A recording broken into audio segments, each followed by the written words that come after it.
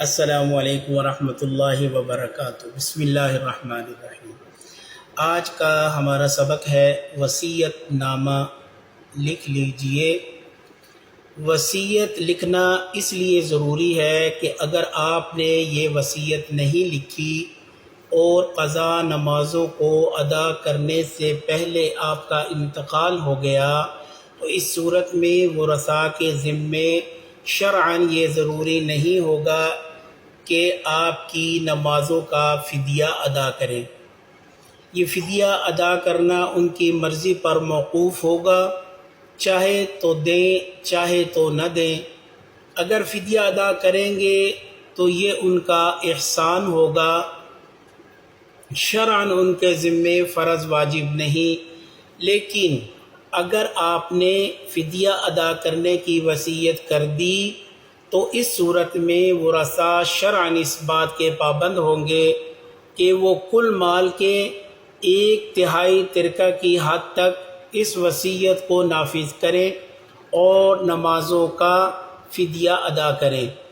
حضور اقدس صلی اللہ تعالی علیہ وسلم کا ارشاد ہے کہ ہر وہ شخص جو اللہ پر اور یوم آخرت پر ایمان رکھتا ہو اور اس کے پاس کوئی بات وصیت لکھنے کے لیے موجود ہو تو اس کے لیے 2 راتیں بھی وصیت لکھے بغیر گزارنا جائز نہیں۔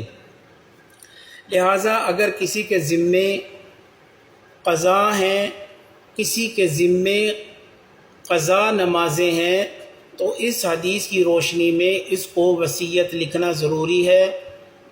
اب ہم لوگوں کو ذرا اپنے گریبان میں منہ ڈال کر دیکھنا چاہیے کہ ہم میں سے کتنے لوگوں نے اپنا وصیت نامہ لکھ کر رکھا ہوا ہے۔ حالانکہ وصیت نامہ لکھنا ایک مستقل گناہ ہے۔ جب تک وصیت نامہ نہیں لکھے گا اس وقت تک یہ گناہ ہوتا رہے گا۔ اس لیے فوراً آج ہی ہم لوگوں کو اپنا وصیت نامہ لکھ لینا چاہیے۔ اس کے بعد ان قضا نمازوں کو ادا کرنا شروع کر دیں۔ ان کو قضائے عمری بھی کہتے ہیں۔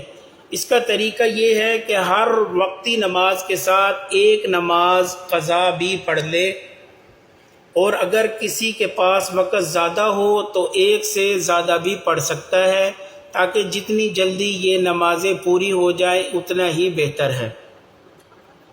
بلکہ وقتی نمازوں کے ساتھ جو نوافل ہوتے ہیں ان کی بجائے قضا نماز پڑھ لے، اور نماز فجر کے بعد اور عصر کی نماز کے بعد نفلی نماز پڑھنا تو جائز نہیں، لیکن قضا نماز پڑھنا جائز ہے۔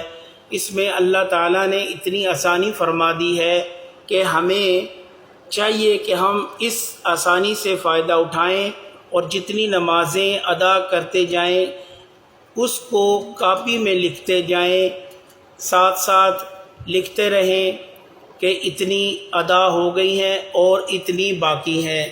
اور ہر قضا نماز جو زندگی میں جتنی بھی نمازیں قضا ہوئی ہیں، جب وہ انہیں پڑھنا شروع کرے گا ان کی نیت کیسے کرے گا؟ ان کی نیت یہی کرے گا کہ جو فجر کی نماز زندگی میں میری فجر کی جو پہلی نماز چھٹی ہے میں وہ نماز ادا کر رہا ہوں، بس وہ یہ نیت کر کے نماز پڑھنا شروع کر دے۔